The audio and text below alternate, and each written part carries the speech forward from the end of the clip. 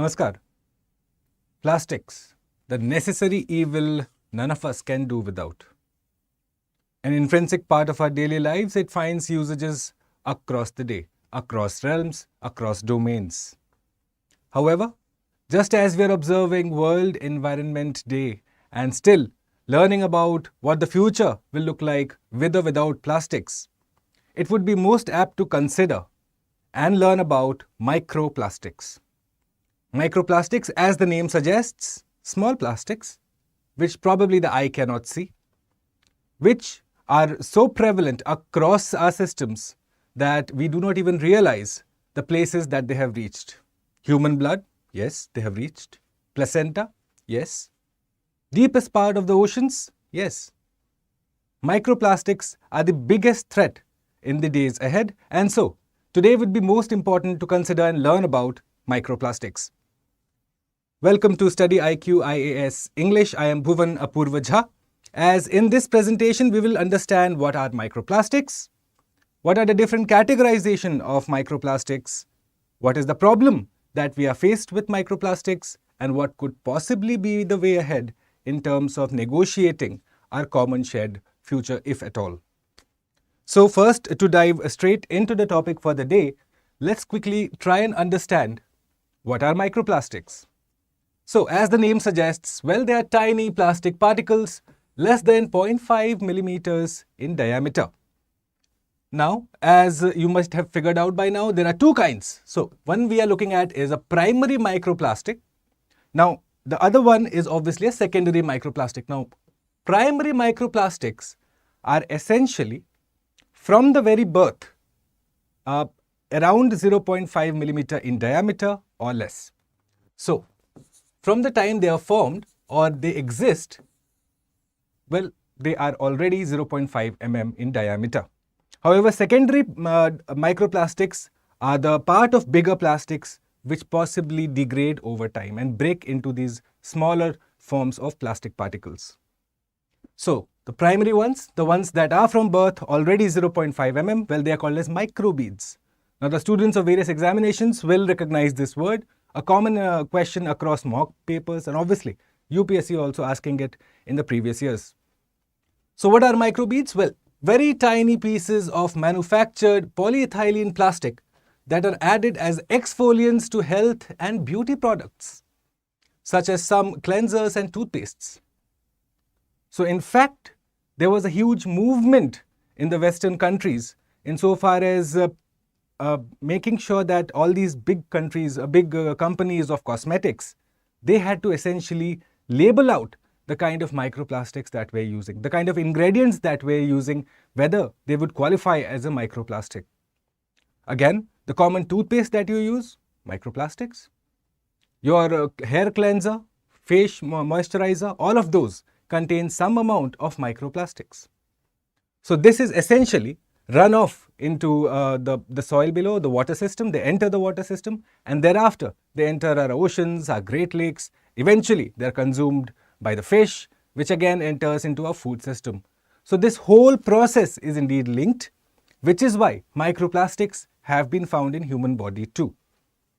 Now these particles, as I told you, easily pass through water filtration systems because of their diameter, which is minuscule in size. You can imagine 0.5 mm as you look at it, just at the tip of your finger, you have these many already.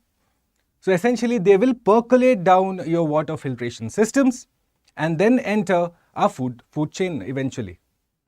So secondary plastics, microplastics, like I told you, the bigger ones that eventually break down into smaller particles, well, they are resulting of the breakdown of larger particles. And how does the breakdown happen? Well, one is radiation from the sun, and second are the ocean waves. So these will eventually, over a period of time, break these microplastics down. Break these bigger plastics into smaller, finer particles. Now, when we are discussing microplastics, it is also important to consider the current scale and magnitude of the problem that we are confronted with. So according to the most recent global estimate, what we do know is that 51 trillion microplastic particles are currently drifting on the surface of the ocean. In fact, there are certain satellites that you can see, and they are able to figure out areas where microplastic concentration is immense. So obviously, if a problem can be seen from space, in spite of the fact that it is 0.5 millimeter in diameter and that a huge bunch of it can be observed by satellites, you can realize that it's become a massive, massive problem.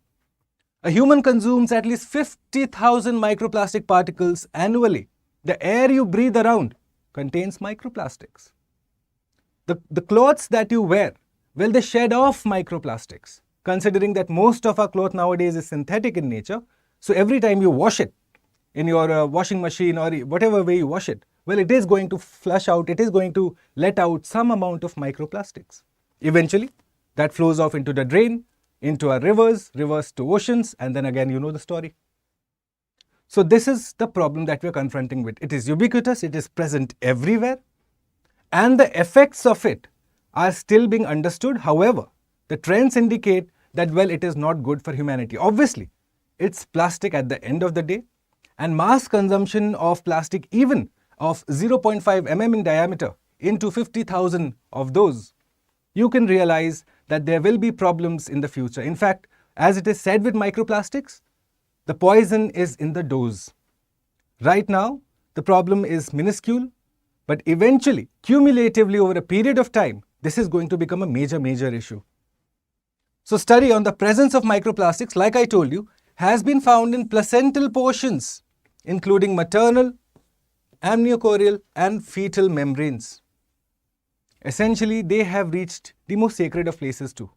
As I told you, ubiquitous in nature, found everywhere. And yet, there are certain problems in terms of not just awareness, but also legislation, also in terms of future policy, in making sure that this microplastics is taken care of. So, let's quickly understand how this whole thing happens with microplastics. Like I told you, firstly, you have the bigger ones, the secondary plastics, which will be breaking down into smaller plastics. Then you have the primary plastics, the microplastics that are found in your beauty care products, health products. So eventually they enter through our water filtration systems, then percolate not just into soil, but also into our water, into the food that we eat. Thereafter, you see them enter into our food chain. Finally, you see that all of them, in conclusion with the fact that they are also found in plastic packaging, what you're eventually finding is that they are present in the food that we eat. They're entering our body directly. And well, it's a lot to do with the products that are being designed. The products have microplastics in them. The clothes that we wear, microplastics in them. So once this has happened, eventually with human consumption of microplastics, now you are prone to these problems. I'm using the word prone because again research is still underway. How far will it be proven conclusively in the future is yet to be figured out. But the trends indicate that you are going to have problems with liver toxicity, digestive systems, reproductive systems, immune problems, cancer risk. Eventually the trends are not looking good. As you might have figured out, it's common sense. If you're consuming plastics, it can't be good. And so this is what the research tells us, that you are going to be prone to these kind of problems. You're going to have problems with your reproductive system, your digestive system, more prone to cancer. And again, imagine that this is again also being consumed by babies. The plastic bottle in which milk is fed to a baby, with every time the baby consumes milk out of it, close to 100,000 particles of microplastics enter into the baby's body. Right? Expecting mothers, when they are having water from a plastic PET bottle, again, they are exposing themselves to consuming microplastics, which is why it is recommended that you have water from a glass bottle, which is why even for children, small kids, babies in fact, it is recommended that be fed through a glass bottle. So again, public awareness is key here. Unless this message goes out en masse, you will see that in spite of all the policies and the rules and the regulations, much of it will fail because again, it's got to do with individual behavior, right? So let's go forward. And before I do, well, again, I have been very miserly in terms of this, but then this is my official Telegram channel, which I am in fact taking and debuting on this platform for the first time. So for any of you who enjoy my classes, want to connect and and see how we go forward in this whole journey of preparation and current affairs exchange, well, make sure to scan this and it will take you right to my Telegram channel and we shall connect there. All right. So this is the channel Bhuvan Study IQ and I shall see many of you there. So again, this is the debut. So please go ahead, scan it and join me in my Telegram channel. Again, this is all what we have planned for you, but then we'll come all to this later. Let's have first all of you on the platform. Let's make it interactive, a learning process. And obviously I've got the resources ready and we'll make this a fun learning process. An outcome-based process is what I'm looking at. All right, coming back to the topic now.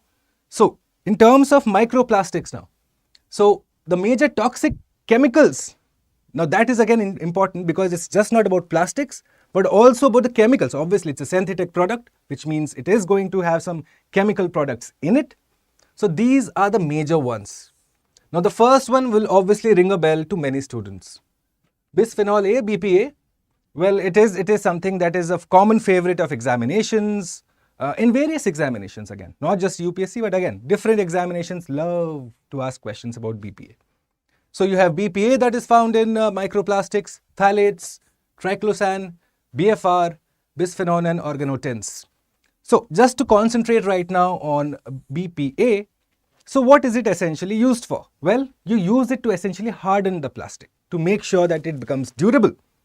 It is able to respond to stress, which is why it becomes important for us to consider because it's an intrinsic part of plastics. Again, plastics lead to microplastics. Microplastics contain BPA.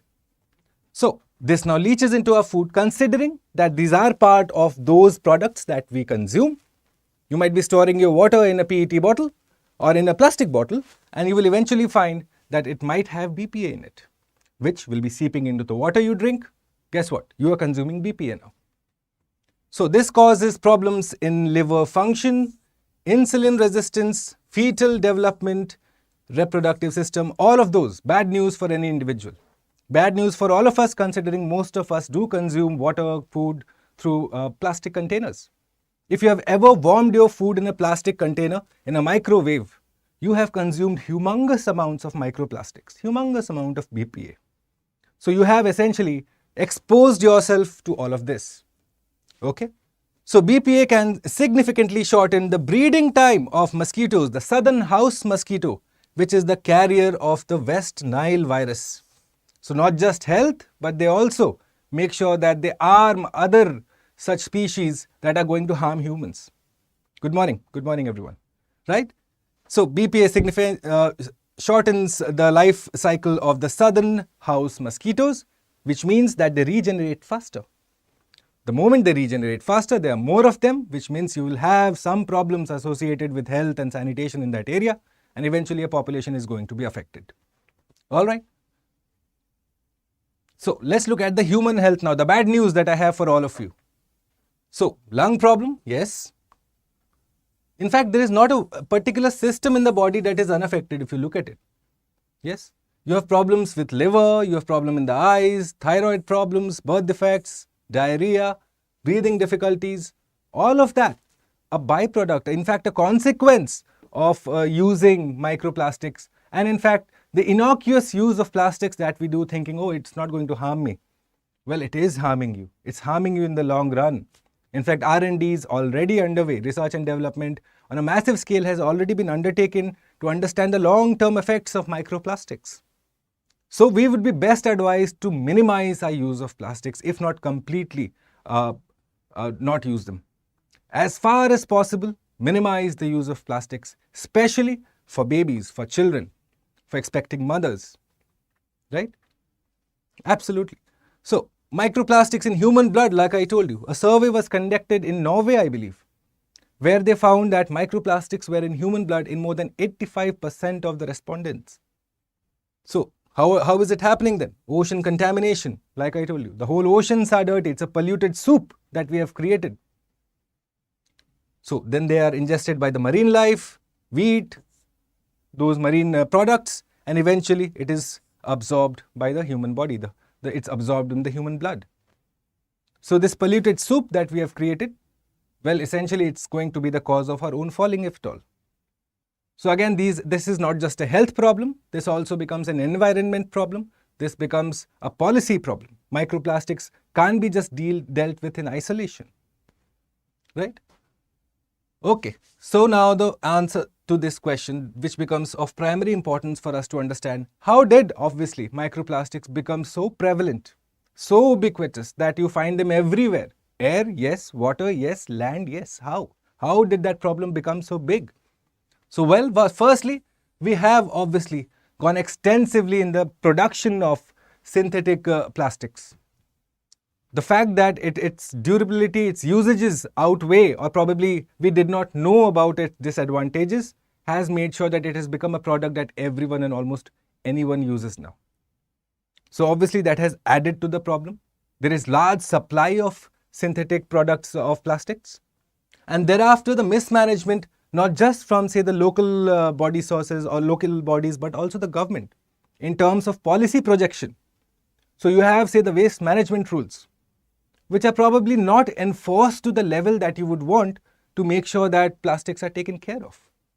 Or you have say holding these companies accountable who use microplastics in say their health products, their cosmetic products, to making sure that they are able to at least inform the consumer that, well, your product contains this. So an environmentally conscious consumer may probably not use them, right? So we had, in fact, the BIS, the Bureau of Indian Standards, that had banned the use of microplastics in cosmetic products back in 2017. However, again, right now, the status of that particular ban is unknown. Again, a problem to do with enforcement. Okay?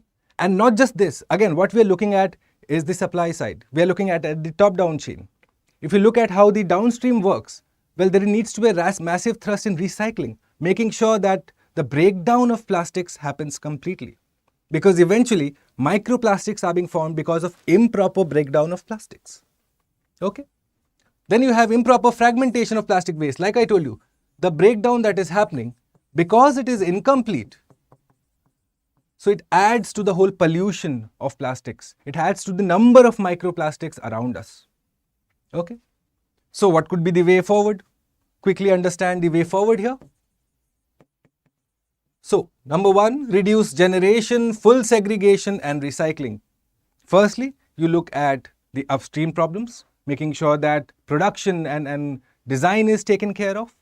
So you had, say, the waste management rules say that 50 micron would be the maximum limit, more than that would not be allowed. However, again, enforcement needs to be seen.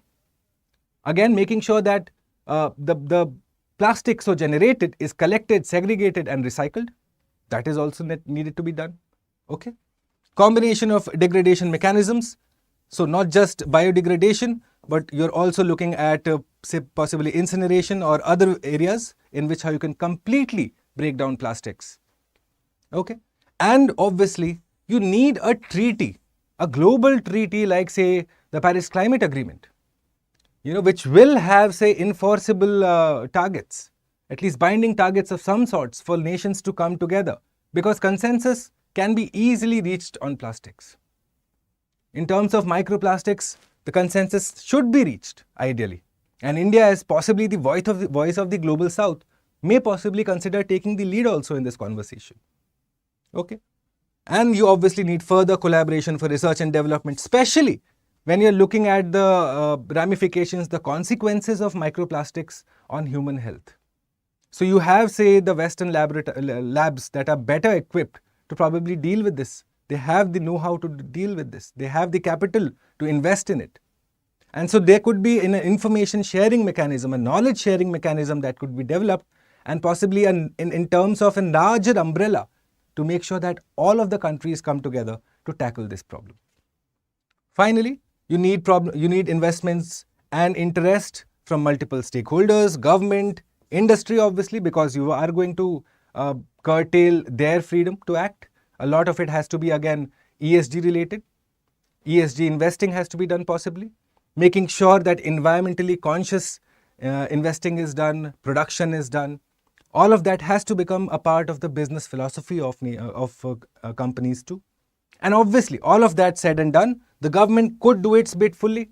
The industry also could do its bit fully. But if you and I don't support this whole project, this whole goal to make sure that microplastics are minimized to to the maximum possible extent.